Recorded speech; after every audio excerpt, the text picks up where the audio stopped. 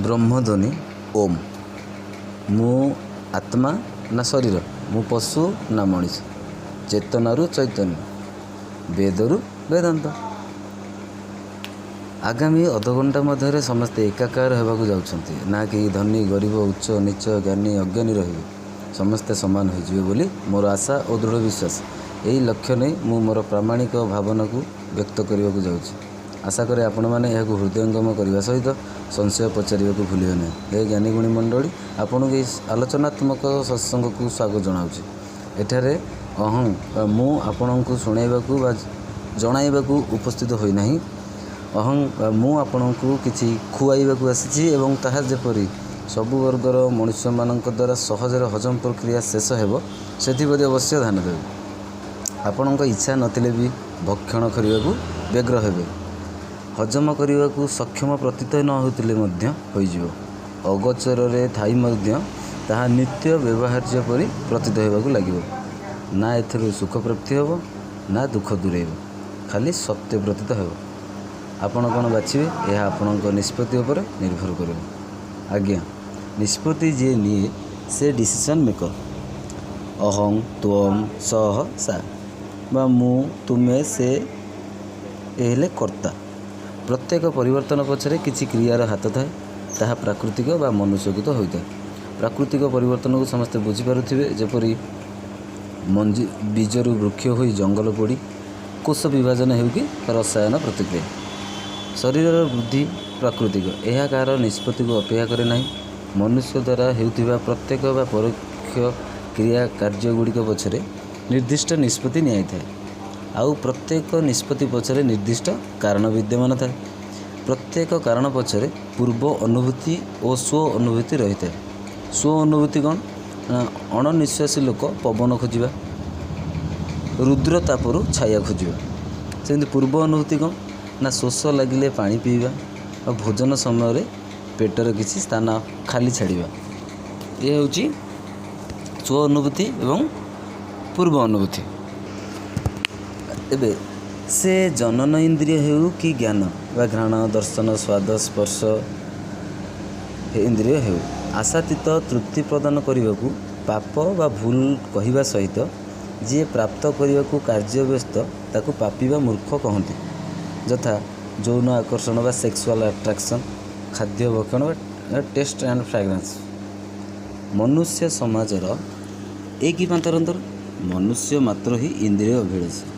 जनन इंद्रिय तृप्ति को अति घृण्य नजर देखा वा विचार सहित स्वाद और घ्राण इंद्रियर वशवर्ती हुई पोषक तत्व को ध्यान न दे मात्राधिक भोजन को एते प्रोत्साहन कहीं। दर्शन इंद्रिय रंग और आकार और स्पर्श इंद्रिय कोमल और टाण तृप्ति जेते व्यग्र ए समाज सेतिकी व्यग्र शहरी समाज जनन इंद्रिय को तृप्ति।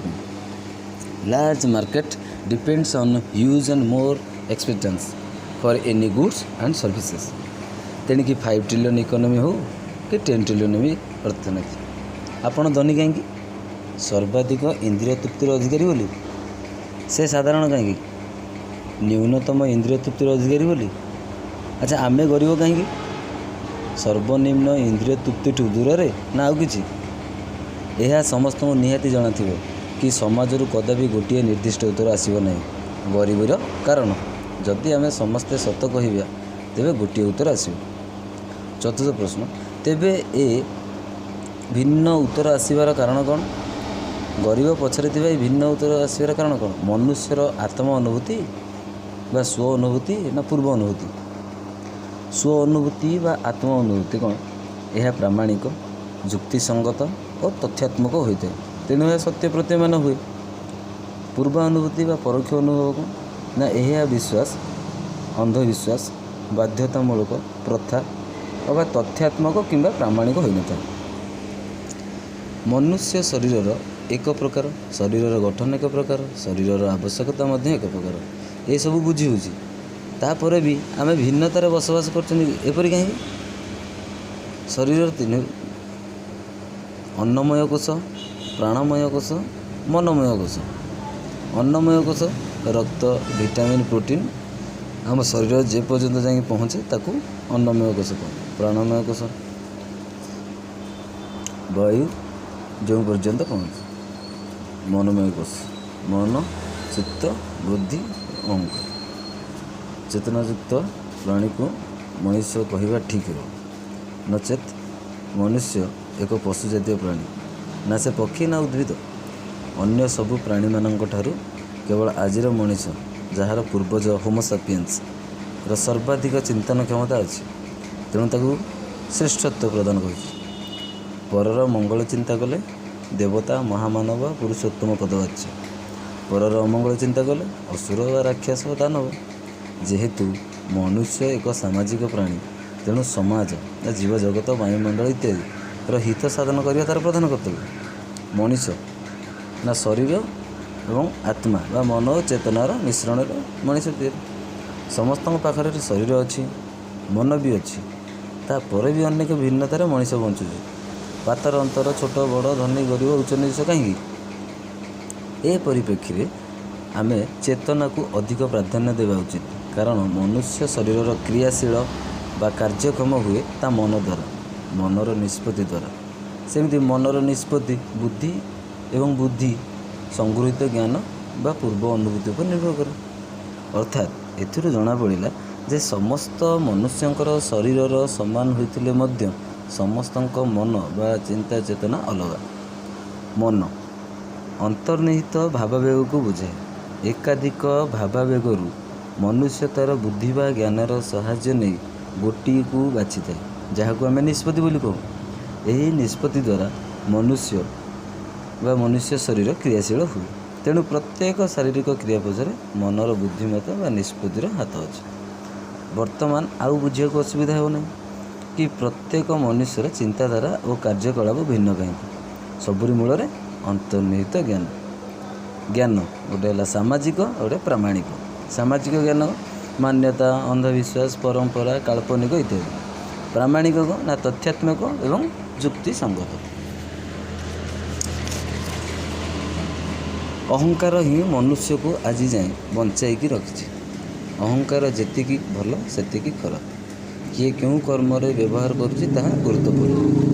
ସ୍ୱାର୍ଥ ଶରୀରକୁ ବଞ୍ଚାଇ ରଖିଛି, ନା ମଣିଷର ଚେତନା ନା ଭାବନାତ୍ମକ ଆବେଗକୁ ଜୀବିତ ରଖିଛି। ଆଜି ଯିଏ ମଣିଷ ପଦବାଚ୍ୟ, ପୂର୍ବେ ସେ ପଶୁ ବା ବାନର ଥିଲା। ତା ପୂର୍ବରୁ ଏକକୋଷୀ ଜୀବ ଥିଲା। ତା ପୂର୍ବରୁ ନିହାତି ଉତ୍ତପ୍ତ ଗ୍ୟାସ୍ ଥିବ, ଯାହା ସୂର୍ଯ୍ୟଙ୍କଠୁ ସୃଷ୍ଟି ଆମ ସଂସାର। ଆଚ୍ଛା, ପ୍ରଶ୍ନ 5, ମଣିଷ କେବେ ନିଜକୁ ଅନ୍ୟ ପ୍ରାଣୀଠୁ ଶ୍ରେଷ୍ଠ ବିବେଚିତ କରାଇଲା ଏବଂ କାହିଁକି? ମଣିଷ କେବେ ନିଜକୁ ଅନ୍ୟ ପ୍ରାଣୀଠୁ ଶ୍ରେଷ୍ଠ ବିବେଚିତ କରାଇଲା ଏବଂ କାହିଁକି? ଆତ୍ମ ଅନୁଭୂତିରୁ, ନା ଚେତନାର ଅଗ୍ରଗତିରୁ, ନା ଭାଷା ଓ ସଂକେତର ଉଦ୍ଭାବନରୁ, ନା ଜ୍ଞାନର ସଂରକ୍ଷଣରୁ, ନା ଭୌତିକ ବ୍ୟବହାରିକ ଜ୍ଞାନରୁ, ନା ଆଧ୍ୟାତ୍ମିକ ବୈଦିକ ଆତ୍ମଜ୍ଞାନରୁ, ନା ଶ୍ରେଷ୍ଠ ବ୍ୟକ୍ତିତ୍ୱର ଉଦାହରଣରୁ, ଯାହା ବର୍ତ୍ତମାନ ଓ ଅତୀତରେ ଆମକୁ ଦିଆଯାଇଛି? ପ୍ରଶ୍ନ ନମ୍ବର 6, ଯଦି ମଣିଷ ଶ୍ରେଷ୍ଠ ତେବେ ଭିନ୍ନତା କାହିଁକି? ଧନୀ ଗରିବ, ଉଚ୍ଚ ନିଚ, ଭଲ ଖରାପ, ଜ୍ଞାନୀ ଅଜ୍ଞାନୀ। ଅହଂରୁ ଅହଙ୍କାର। ମୁଁ ଶ୍ରେଷ୍ଠ ଦେହର ରଙ୍ଗରେ, ଜୀବନଯାପନରେ, ନା ଇନ୍ଦ୍ରିୟ ସନ୍ତୁଷ୍ଟିରେ, ନା ସହଜ ପ୍ରବୃତ୍ତିରେ, ନା ଆଉ କୁଜ୍ଞାନରେ? ପ୍ରଶ୍ନ ନମ୍ବର 7, ମଣିଷ ଦାନବ ନା ମାନବ? ବର୍ତ୍ତମାନ ଆପଣଙ୍କର ଉତ୍ତର ଆସିବ ନାଇଁ ଆଜ୍ଞା, ଦେବ, ଦାନବ, ମାନବ, ଏ ତିନିଟାରୁ ମାନବ। ପ୍ରଶ୍ନ ନମ୍ବର 8, ତେବେ ମଣିଷ ଦେବ ବା ଦେବତୁଲ୍ୟ ବା ଦେବତା କାହିଁକି ନୁହେଁ? ବେଦରୁ ଦେବ ହୋଇନାହିଁ କି? ତ ଦାନବ ରାକ୍ଷସ ଓ ପଶୁ ପରି ହୋଇନଥିଲେ ମୁଣ୍ଡରେ ଶିଙ୍ଗ, ବୃହତ ଦାନ୍ତ ଥିବା ବଳବାନ ମନୁଷ୍ୟର ଅନୁଭବ ଦିଆଯାଉନଥାନ୍ତା ଆମକୁ ଟିଭି ପୁରାଣ ସିରିଏଲ। ସେ ଲୋକଟା ହିଂସ୍ର, କ୍ରୋଧ, ମୂର୍ଖ ଏବଂ ଅଜ୍ଞାନୀ ହୋଇଥାଏ। ତାକୁ କହନ୍ତି ଆମେ ଅସୁର। ଅସୁସୁ ରମନ୍ତି ଇତି ଅସୁର, ପଶୁସୁ ରମନ୍ତି ଇତି। ଆମେ ମଣିଷ ସବୁ ମିଶ୍ରିତ, ତେବେ କେତେ କେତେ ପ୍ରତିଶତ? ଆମେ ମଣିଷ ଆସୁରିକ ଏବଂ ଦୈବିକ ଦୁଇଟି ଗୁଣରେ ଆମେ ମିଶ୍ରିତ, ତେବେ କେତେ କେତେ ପ୍ରତିଶତ ଆମେ ମିଶ୍ରିତ? ଯାହାକୁ ଆମେ ନାଁ ଦେଇଛନ୍ତି, ଇଏ ଅତି ଭଲ ଲୋକ, ଇଏ ଅଳ୍ପ ଭଲ ଲୋକ, ଇଏ ପୁରା ଭଲ ଲୋକ, ଇଏ ପୁରା ଖରାପ ଲୋକ। ତେଣୁ ଆସୁରିକ ଏବଂ ଦୈବିକ। ତେଣୁ ଆମେ ନିଜେ ନିଜକୁ ଚାଲନ୍ତୁ ପରୀକ୍ଷା କରି ଦେଖିବା ଯେ ଆମ ଦେହରେ ଆମ ନିଜ ଭିତରେ ଆସୁରିକ ପ୍ରବୃତ୍ତି କେତେ ପରସେଣ୍ଟ ଅଛି ଏବଂ ଦୈବିକ ଦେବତୁଲ୍ୟ ଗୁଣର କେତେ ପରସେଣ୍ଟ ଅଛି।